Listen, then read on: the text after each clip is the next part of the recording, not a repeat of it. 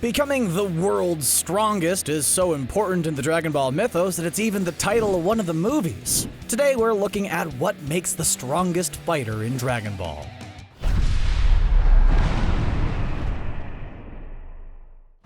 Alrighty, time to gauge the strongest fighter in the wide world of Dragon Ball lore. It shouldn't be too much trouble, just gotta tune up that old power scouter we got lying around, and perfect! Now we just need our good old pal Goku to do one of his patented power-ups, and on second thought, it might be better to just lose the scouters for now. Yeah, as it turns out, the concept of strength in the Dragon Ball universe is actually a bit more complicated than just slapping an arbitrary number value onto a fighter and calling it a day. Not that plenty of fans haven't tried doing just that. Series creator Akira Toriyama has spent literal decades weaving the long and complex tale of Son Goku and his journey to become the strongest dude around. And even he thinks that the fans' fascinations with power levels is a bit much, but I'll get to that later. In the early days of Dragon Ball, when Goku was just a teensy-tiny Saiyan, a good portion of his enemies fought at a relatively believable level, at least when compared to the rest of the franchise. It was at this more grounded tier that the whole idea of power levels actually made a bit of sense. The power scaling of Dragon Ball and the earlier years of Dragon Ball Z was actually kind of linear. Kind of. The newer, bigger, badder boys would show up, wow Goku and the gang with some big display of strength, and then Goku would train his little monkey tail off in order to overcome them. However, this progression seemed to come up against a bit of a ceiling by the time Demon King Piccolo hit the scene. Piccolo was built up to be this unstoppable, otherworldly force whose power couldn't entirely be understood. The dude 360 no-scoped Shenron for Kami's sake. Spending all that time trapped in a rice cooker didn't even slow the guy down. In a narrative sense, King Piccolo was the perfect closing act to the original Dragon Ball run. He was the yang to Kami's yin, and his defeat at the, fist of Goku was this dynamic shift in the Dragon Ball pantheon.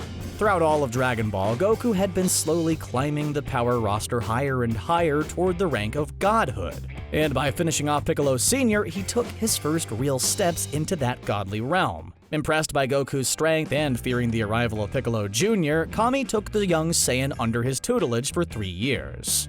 Sure, for the most part, Goku had always been leagues ahead of his friends, but his leaps in strength had always seemed somewhat attainable. Krillin had always been at Goku's tail, and he even managed to give him one monkey of a fight at the World Martial Arts Tournament. While Krillin didn't quite hit the same growth spurt that Goku did, don't forget that he's still an incredible fighter by human standards. It's not his fault his best friend's a super strong space alien, but it was Kami's training that signified the beginning of Goku's true meteoric rises in power. By defeating the demon and training with an actual god, Goku effectively transcended the world of Dragon Ball mortals. To drive this transformation even further home, Toriyama finally updated Goku's design into the adult we all know and love today. To say that the 23rd World Martial Arts Tournament was a doozy would be quite the understatement. It became immediately obvious that Goku and Piccolo Jr. were in an entirely different league from the other fighters. Yeah, that Chen guy was a wild card, but turns out he was God all along.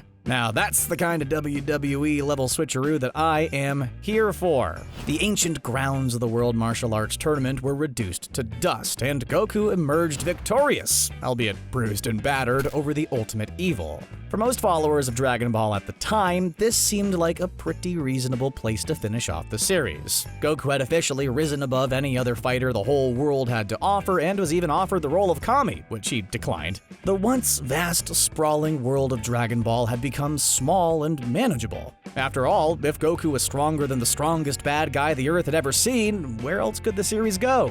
Yeah, turns out there are aliens now, and Goku's one of them.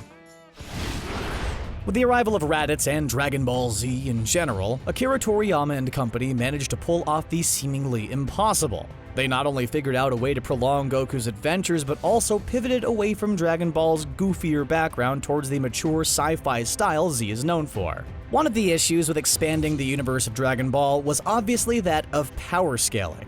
If they were going to introduce even bigger, badder guys, how could they effectively demonstrate their threat levels? By the end of Dragon Ball, Piccolo and Goku had already demonstrated their ability to wreak considerable havoc upon the world around them. Sure, you could have bad guys showing up, blowing up whole cities and continents, but eventually, you'll run out of planets to fight on. This is where Toriyama came up with the now famous and to some overplayed concept of the power level. Toriyama himself has admitted that he came up with the idea of power levels in order to make things a little bit easier for readers of the manga to follow. It's an effective trick, especially when looking at reveals like Nappa and Vegeta's power levels early on.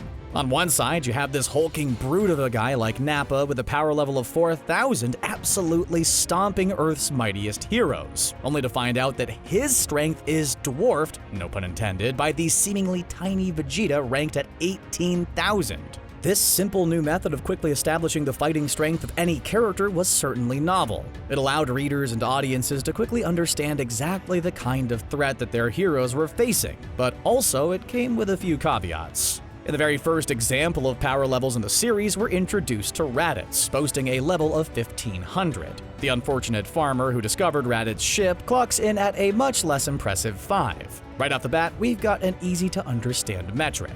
An average human carries a power level of 5, while a trained Saiyan warrior is apparently 300 times that amount. And when Raditz reveals Goku's base power level of 334, we're already met with the first and most confusing flaw of the Dragon Ball power level system, and one Toriyama had even predicted. He foresaw that power levels could become an inconvenience for the creative team moving forward, because if audiences had concrete numbers for strength, fights could be decided even before they could begin. And that is why Toriyama gave the Z Fighters the ability to alter their power levels at will, thus keeping the metrics for their actual strength much more ambiguous. Right off the bat, we saw Goku's power level swing from a measly 334 wearing weights all the way up to 924 while firing off a Kamehameha against his brother. It was only through the combined efforts of Goku and Piccolo that Raditz was finally defeated, leaving his ominous warning of the approach of two even more powerful Saiyans. Now, before we move forward, we need to look back to the original Dragon Ball series to start putting together a better picture of just how unreliable power levels really are. Daizenshu 7, an extensive encyclopedia of Dragon Ball lore released in 1996, revealed a great deal of information regarding power levels in the earlier years of the franchise. Let's take a quick look at a few of the ratings revealed in that book. According to the source, Goku only had a power level of 10 during the Emperor Pilaf saga, and much more shockingly, his Great Ape transformation only boasted a measly 100. Fast forward to early DBZ, and we see Gohan's Uzaru wiping the floor with Piccolo, who should technically have a power level around 400. And that guy blew up the moon! All this is to say that power levels can get real confusing really quick. Regardless of the various inconsistencies, power levels remained a useful tool right up to the end of the Frieza saga. We saw Goku's base suppressed power level after training under King Kai at 5,000, already beating out Nappa. One interesting note from the Saiyan saga is that apparently Yajirobe of all people had a power level of 970 according to Daizenshu 7. That's stronger than Goku firing off his Super Kamehameha during the Piccolo Jr. saga. I guess that's where a diet composed almost entirely of senzu beans will get you. Anyway, by the end of the Saiyan saga, we witnessed power levels reaching upwards of 20,000, as Goku utilized the Kaioken to multiply his strength against the hilariously surprised Vegeta. Moving forward into the Namek and Frieza sagas, power levels only served to creep ever upwards. At the lower end of the roster, we saw Krillin and Gohan with similar levels around 1,500 while fighting Frieza's minions. Vegeta, though, hot off his match with Goku, hit Namek with a power level between 19,000 and 24,000, only to see astronomical progression in a shockingly short amount of time. V-Jump puts Vegeta's power level after facing Recoome at a whopping 250,000. 10 times the strength he had a short time earlier. And these jumps are nothing compared to a few other characters. We see Krillin jumping from 10,000 to 13,000 between his fights with Goldo and Recoome, and then skyrocketing to 75,000 facing off against Frieza. That is 50 times increase in power from his arrival on Namek. Again, just to put things into perspective, Vegeta at 18,000 back on Earth had more than enough power to destroy an entire planet. And yeah, we know Terror on Arlia might not actually be canon, but the whole thing's confusing and weird. Regardless, after fighting Goku and coming to within an inch of his life, his power level only increased a few thousand. Krillin, on the other hand, saw his power increase from about 1 Raditz to just under a fully powered up Goku after training at 100 times Earth gravity. Krillin! And that's nothing compared to the numbers Goku and Frieza start flashing around later. We see Goku fresh out of his healing tank feeling great around 3 million. only for Frieza to jump from 530,000 in his base form to 60 million in his final form at half power. The final matchup of the Frieza saga sees a Super Saiyan Goku rated at 150 million against a 100% Frieza pumped up to 120 million. After all of these gargantuan leaps in power, it's pretty clear just how broken and convoluted a power scale really is in the Dragon Ball universe. Which is great timing, because pretty soon afterward, Toriyama steered away from that metric. By the time of the Android, Cell, and Buu sagas, everyone pretty much agreed that power levels in the traditional sense were completely defunct. At that point, the whole reason for Toriyama adopting them in the first place had been upended. We saw power levels swinging wildly, pretty much landing wherever they needed to in order to service the plot. Again, Krillin gaining the power of 50 Raditz in just a few days just does not make sense. It's exciting to read or watch, but it's ludicrous. And that's okay. Dragon Ball has always been ludicrous. It's a story about grit, determination, and overcoming the odds no matter what. Of course our heroes were going to make these leaps in power. They had to.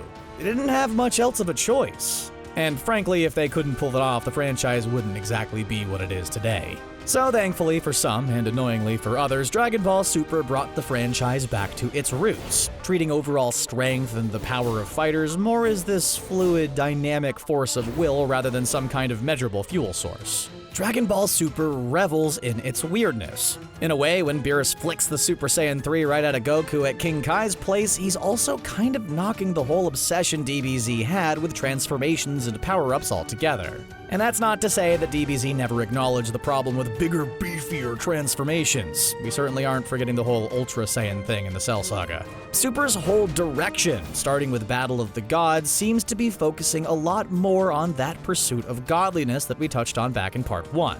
That's kind of obvious considering how basically the whole series is about the highest tier of gods in the franchise. If you focus on certain design choices in Super, you'll definitely notice a trend towards slimmer, lighter form factors in our heroes. This is especially clear in the art direction for Dragon Ball Super Broly. Well, in Goku and Vegeta's case at least. Broly's beef ain't going nowhere.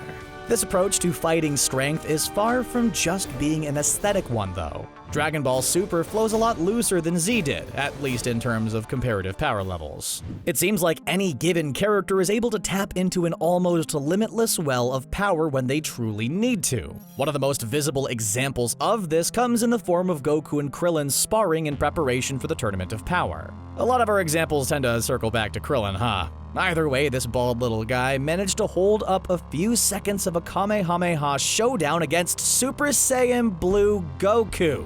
And just to be clear, we've seen estimates that Goku's Super Saiyan Blue form caps out somewhere around 7.5 quadrillion. That's a 7 and a 5 followed by 14 zeros. Ignoring the fact that the entire planet would probably dissolve under the aura of that kind of power, the fact that Krillin was able to withstand literally an instant of even low-effort Kamehameha-ing is, well, inconceivable. And that's not the only time something like this happens in the series. Master Roshi's apparently been hitting the gym hard in his off time because he pulls some pretty wild maneuvers during the Tournament of Power.